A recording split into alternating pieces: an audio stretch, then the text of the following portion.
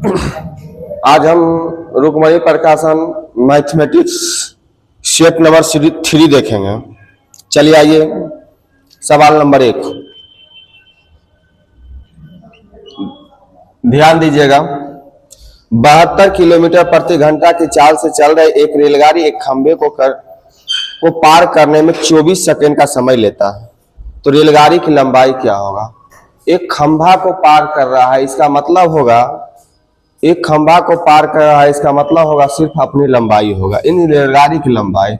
तो दूरी बराबर क्या होता है, दूरी बराबर हो जाता है चाल गुने क्या हो जाता है, समय हो जाता है। चाल गुने क्या हो जाएगा, समय हो जाएगा। सही है।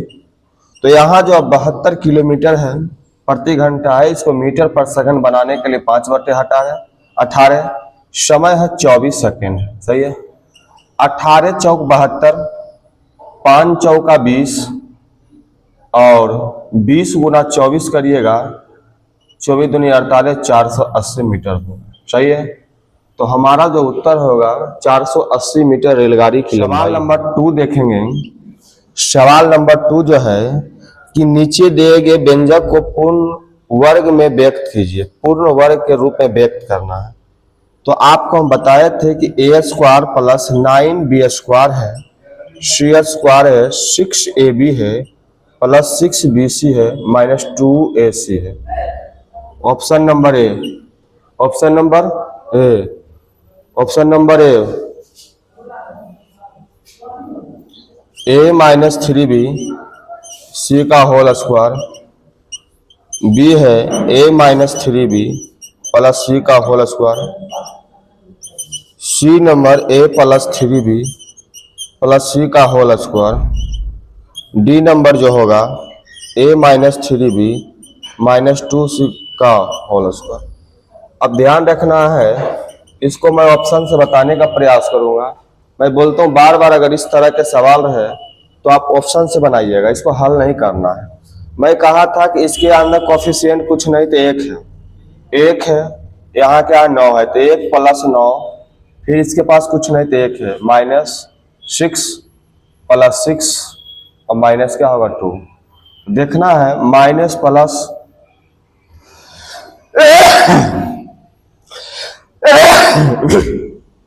कट जाएगा, 9 1 10, 1 11, 11 में से 2 जाएगा, क्या हो जाएगा 9। अब देखना 9 कौन सा ऑप्शन आता है। यहाँ 1 है, माइनस 3 है, माइनस 1 है का होल स्क्वायर। यहां से ध्यान देना है, माइनस 1 प्लस 1 कटेगा तो 3 का स्क्वायर क्या होगा 9 होगा। एक और कोफिशिएंट कुछ नहीं होगा तो 1 होगा, माइनस 3 होगा, प्लस 1 होगा। तो देखिए 1 का 1 2 और 3 में से घटेगा तो माइनस 1 का स्क्वायर हो जाएगा, इसका मतलब 1 होगा, ये होने वाला नहीं। एक और कोफिशिएंट 1 है, एक और कोफिशिएंट 3 है, एक और कोफिशिएंट 1 है, इसका स्क्वायर कर दीजिएगा तो 3 1 4 1 5, 5 का स्क्वायर हो जाता है क्या होता है 25 होता है। अब यहां देखना है, इसका 1 है, इसका 3 है, इसका 2 है का स्क्वायर, तो माइनस 2 और माइनस 3, माइनस 5 में से 1 जाएगा माइनस 4, माइनस 4 का स्क्वायर करिएगा तो क्या होगा 16। अब देखना कि 9 है तो 9 कौन सा ऑप्शन आया, ऑप्शन नंबर 1 आया, तो ऑप्शन नंबर 1 हमारा उत्तर होगा। सही है। क्वेश्चन नंबर 3 देखिएगा। करा पी और क्यू का वेतन मिलाकर 2000 रुपया है। पी अपने वेतन का 95% खर्च करता है और क्यू अपने वेतन का 85% खर्च करता है। यदि अब उनकी बचत समान है तो पी का वेतन क्या होगा। तो ध्यान रखिएगा, बचत सेम है, बचत क्या है सेम। जब दो राशि आपस में बराबर हो तो अनुपात प्रकट करने के लिए कोफिशिएंट को उलट देते हैं। बचत सेम कहने का मतलब पी है और यहाँ क्यू है, तो आप यहाँ ध्यान दीजिएगा, बचत सेम करना होगा तो आप बताओ ए जो है पी 95% खर्च कर रहा है, इसका मतलब बचत कितना होगा 5%। क्यू जो है 85% खर्च कर रहा है, इसका मतलब बचत कितना होगा 15%। हाँ या ना। जब 2 या 2 से अधिक राशि आपस में बराबर हो तो अनुपात प्रकट करने के कोफिशिएंट को उलट देते हैं। इसको काट दीजिएगा तो 3:1 आ जाएगा, 1 आ जाएगा। ये क्या आ जाएगा? आय आएगा। क्या आएगा? आय आएगा। ठीक है, यहां जो है दोनों को मिला करके 2000 रुपया आय है। यहाँ आय है 3 आय, कितना है? 4। पी का निकालना 3 से गुना, 4 से काटेंगे 4 पचे 20, 5 तिया क्या हो जाएगा? 15, यानी हमारा उत्तर क्या होगा? 1500। 4 नंबर इसी टाइप का सवाल है, ध्यान दीजिएगा।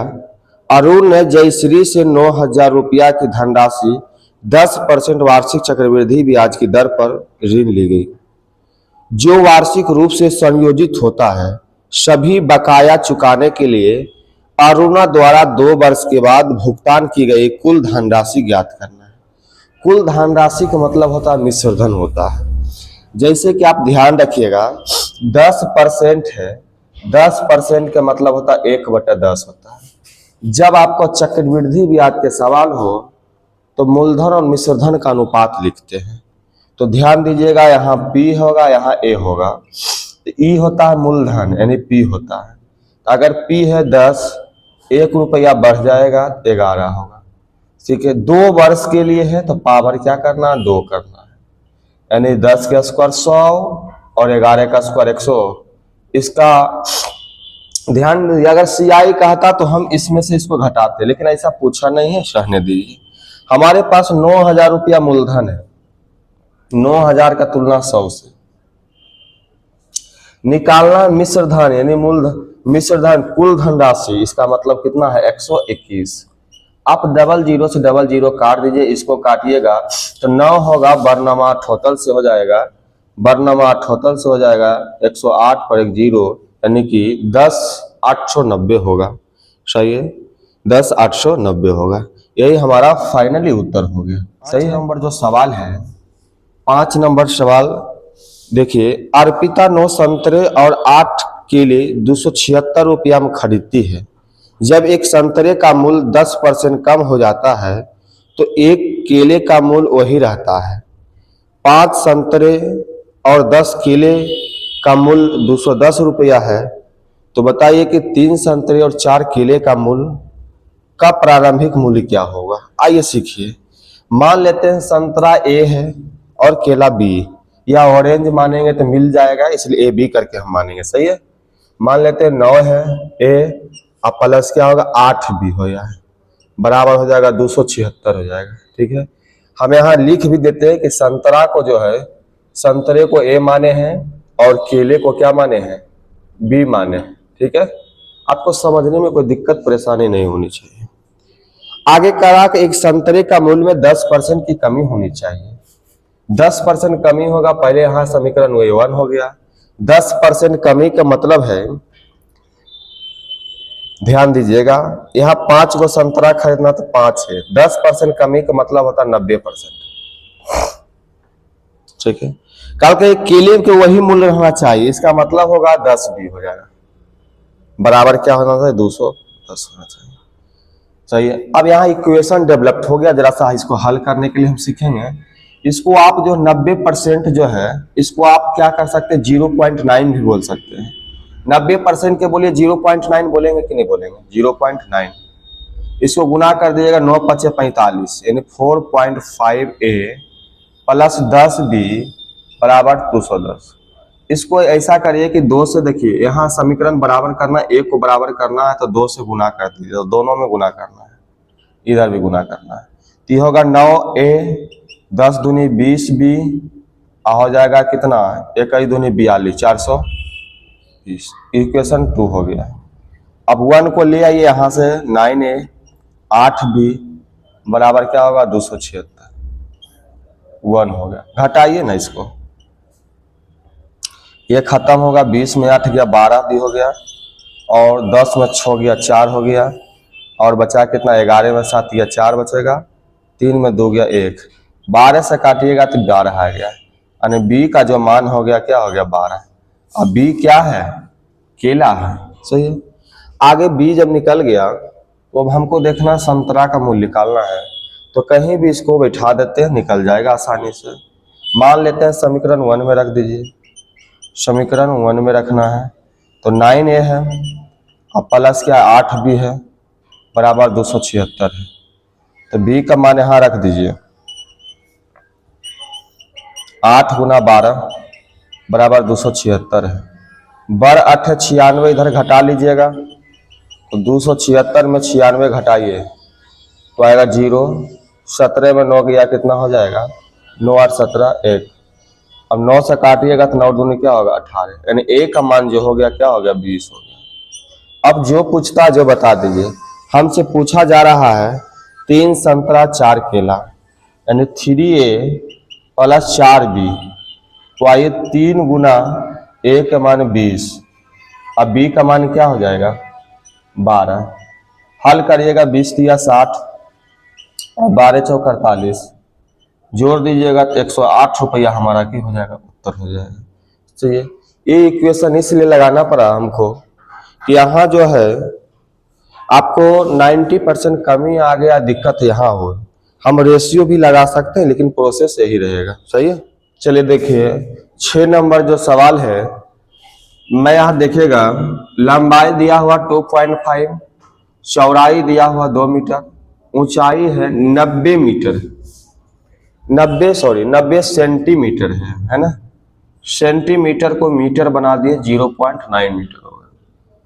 घनाकार का कुल पृष्ठीय क्षेत्रफल जो है 2 × LB + BH + HL होता है। अब यहाँ जो है मान रखेंगे 2, L की मान है 2.5 गुने B का मान है 2 प्लस B का मान क्या है 2 और ऊंचाई है 0.9 प्लस H का मान 0.9, L के मान क्या है 2.5। ठीक है। अब यहाँ देखना है 2.5 गुना 2 5, 2 गुना 0.9 1.8 और ये गुना 25 नमा 2 से 25 0.25। अब यहाँ है 2, जोड़ेंगे तो यहाँ 5 आएगा, यहाँ 8 2 10 के 0 बाकी 1, 5 1 6 और 6 2 8 है 1 9, इन दोनों को गुना करिएगा तो 18.10 मीटर स्क्वायर एरिया निकलेगा। 1 मीटर स्क्वायर जो है का खर्चा है 70, तो इतना मीटर का कितना लगेगा स्क्वायर का, गुना कर दीजिए। तो गुना करिएगा तो ध्यान दीजिएगा दशमलव के लिए या तो 0 हटा लीजिए या तो गुना कर दीजिए डायरेक्ट। 7 18 7 26 से, ठीक है। दशमलव का आपका 2 अंक था, कौन है आप 2 को 0 पहले बैठा लीजिए, दशमलव 2 अंक है तो 2 अंक बैठा लीजिए, तो यहाँ आ जाएगा 1267 रुपया आ जाएगा। 1267 रुपया हमारा क्या हो जाएगा, उत्तर हो जाएगा। यानी ऑप्शन नंबर कौन होगा, डी हो जाएगा। 7 नंबर देखना है कि चतुर्भुज PQR, चतुर्भुज है, P है, Q है, R है और क्या S है। करा कोण Q और कोण S का योगफल, कोण Q और कोण S का जो योगफल है 150 है, तो हम लिखेंगे कोण Q प्लस कोण S का योगफल कितना है 150 है। ठीक है। और कोण P और कोण P और कोण R का अनुपात जो है 4 अनुपात क्या है 3 है। आप एक चीज बात बताइए भाई साहब, चतुर्भुज के चारों कोनों का योग कितने डिग्री को करता है 360 डिग्री का। तो मैं यहाँ बोलूंगा कोण P प्लस कोण Q प्लस कोण R कोण S बराबर क्या होगा 360 डिग्री। Q और S का योग दिया हुआ, Q और S का योग दिया हुआ है, P और Q का दिया हुआ, तो इसको मान लेते हैं निश्चित बनाइए तो 4x हो जाएगा, ये 3x हो जाएगा। अब रख दीजिए 4x 3x और प्लस 2 कोण का योग 150 360। सही है। हल करिएगा तो 150 आप इधर ले लीजिए, यहाँ होगा 4 3 7x बराबर क्या हो जाएगा, जल्दी बता दीजिए। तो 360 में 150 घर घटाइएगा तो 0, 6 में 5 गया 1, 3 में से गया 2, 7 या क्या हो जाएगा, x का मान क्या हो जाएगा, x का मान की डिग्री 3 डिग्री। तो हमसे पूछा गया है कि बताइए कोण R का माप क्या होगा, कोण R का माप क्या होगा। आर का माप निकालने के लिए यहाँ आर है, आर का मान है 3, तो बताइए 3 गुना 30 यानी 30 दिया क्या हो जाएगा 90 डिग्री। को डिग्री 90 डिग्री। देखिए 8 नंबर सवाल को जरा देखना है कि 450, 1500 और 1650 का एचसीएफ ज्ञात करना। देखिए एचसीएफ जो होता है अंतर से निकालना है। किससे निकालना? अंतर से। तो अंतर सब में नहीं निकाल, यहां निकालिएगा अंतर मतलब ज्यादा हो जाएगा। जहां देखिए कम अंतर हो, तो हम देख जहां पा रहे हैं कि इन दोनों में अंतर कितने सौ का 150 का। अब 150 जब आया तो 150 से सब कटेगा, अर्थात हम कह सकते हैं कि हमारा जो उत्तर होगा एचसीएफ कितना हो जाएगा 150 हो जाएगा। सही है। जहां कम अंतर आएगा वही हमारा क्या होता है एचसीएफ के रूप में होता है। सही है। बात 9 देखिएगा, 50 से छोटी आभाज्य संख्या की कुल संख्या। तो ध्यान रखना है बाबू, 1 से लेकर के 50 तक जो है आभाज्य संख्या के होगा 15 को होगा, और 1 से लेकर के 100 तक में हो जाएगा कितना हो जाएगा 25 हो जाएगा। तो ये सब चीज ध्यान रखना, छोटी छोटी बातों को ध्यान रखना है। चलिए आगे, तो हमारा उत्तर इस सवाल का क्या हो जाएगा 15 हो जाएगा। इस सबको ध्यान रखना है। सही है। चलिए 10 नंबर सवाल को दिए गए व्यंजक का मान ज्ञात कीजिए। तो 12 प्लस 18 भागा 3 है।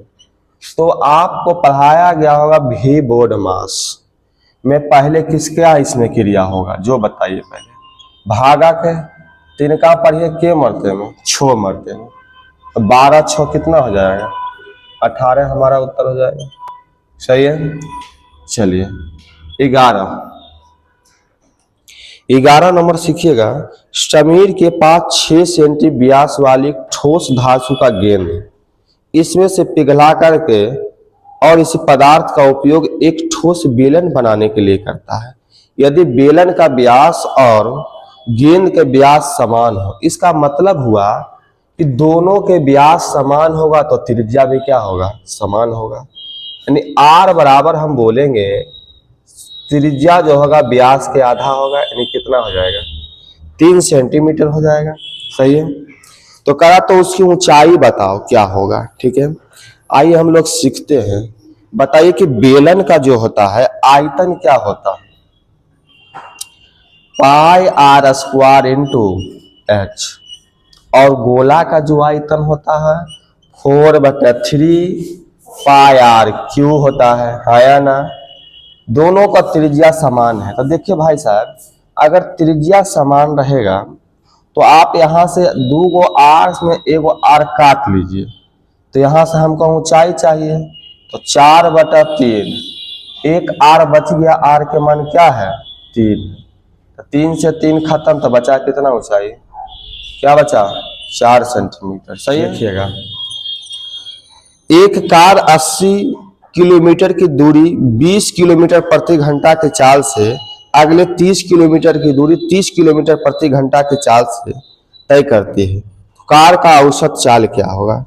आपको बताया है कि औसत चाल जो होता है, औसत चाल बराबर कुल दूरी बटा कुल समय होता है। कुल दूरी बटा क्या होता है कुल समय होता है। तो ध्यान दीजिएगा, यह कुल जो दूरी है 80 किलोमीटर है, और अगला की दूरी कितना 30 किलोमीटर है बटा। सही है।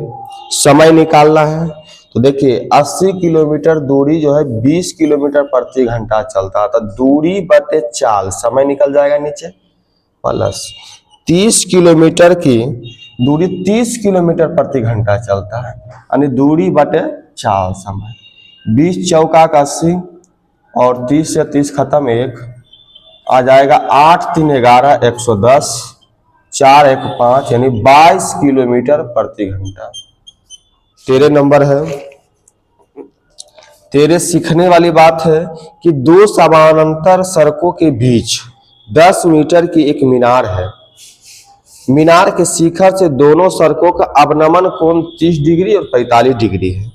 तो सड़कें एक दूसरे को लगभग कितनी मीटर की दूरी पर है, समानांतर है। सीखने का प्रयास जरा सा आप कीजिए पहले। अवनमन कोण है, देखिए अगर बुआ ये अगर 30 डिग्री होगा तो एकांतर कोण से इसका अंतर ही, तो ये कितना डिग्री हो जाएगा? अगर ये कितना हो जाएगा बताइए? अगर ये 45 डिग्री होगा तो ये कितना डिग्री होगा? 45 डिग्री। सही है। अब ध्यान यहाँ देना है, सीखने का प्रयास करना है। इसका ऊंचाई दिया हुआ कितना दिया हुआ? 10 मीटर दिया हुआ। अब बता बुआ tan थीटा में की होता है? tan 30 के मान अगर ये 1 तय होगा √3, 45 के मान अगर 1 तय कितना होगा? 1। हमको इसकी लंबाई पूछ रहा है।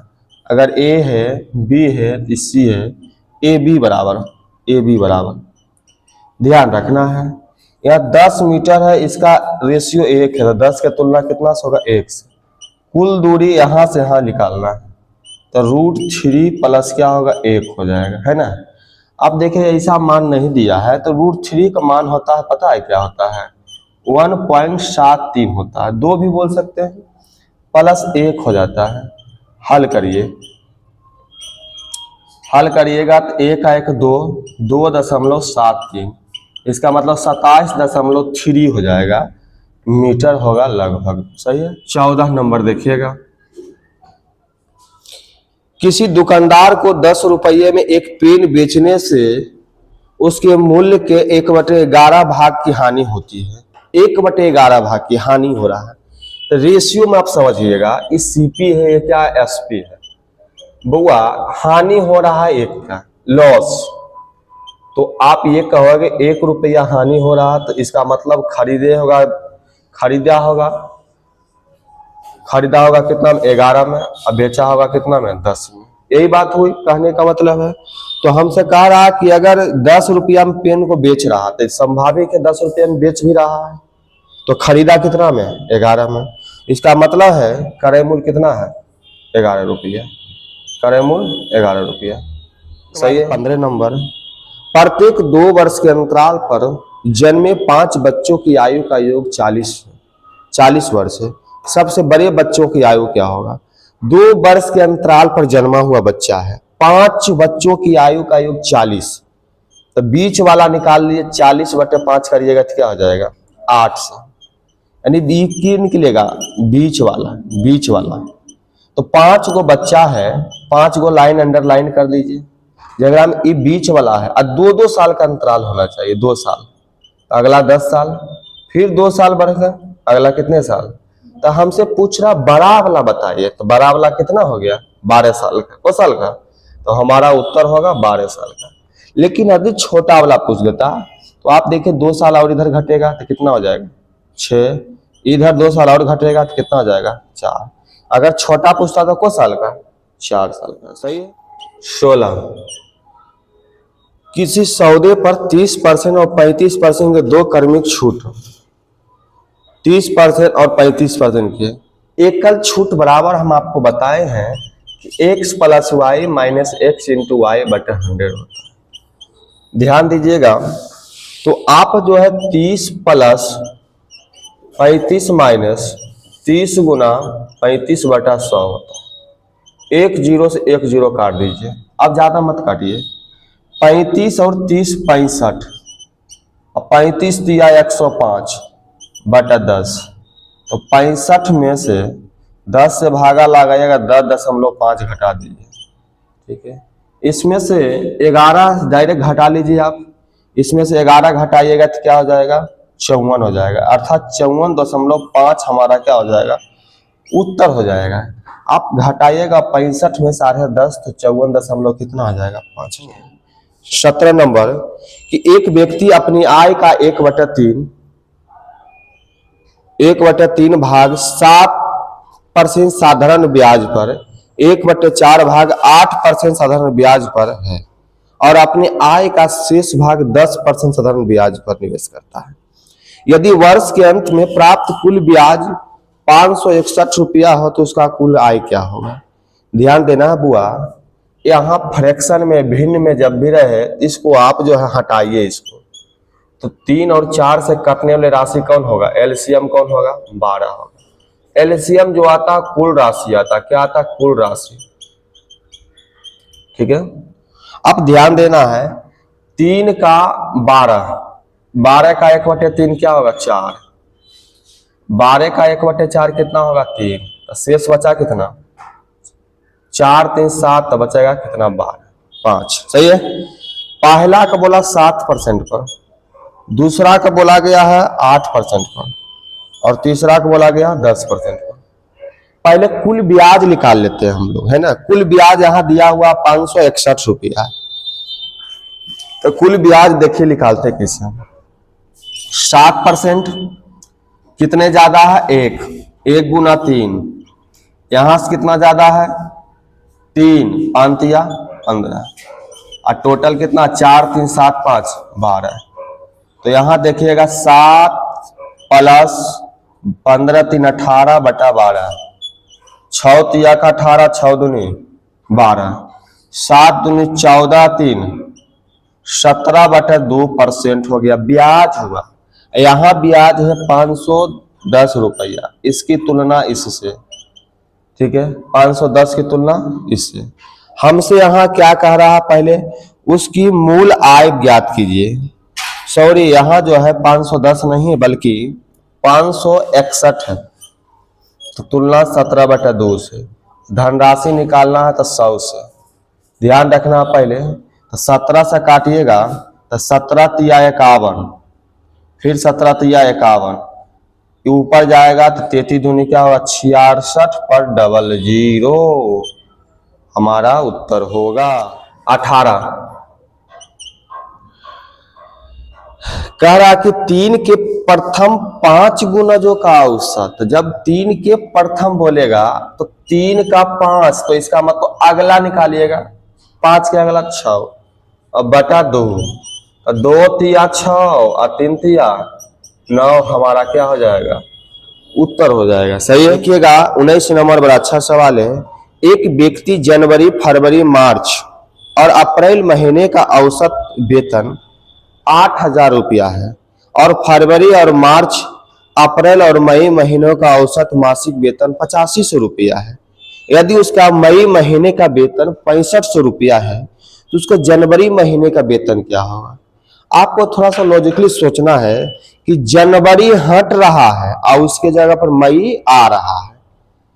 जनवरी हट रहा है, मई क्या कर रहा? आ रहा है। मई क्या कर रहा? आ रहा है।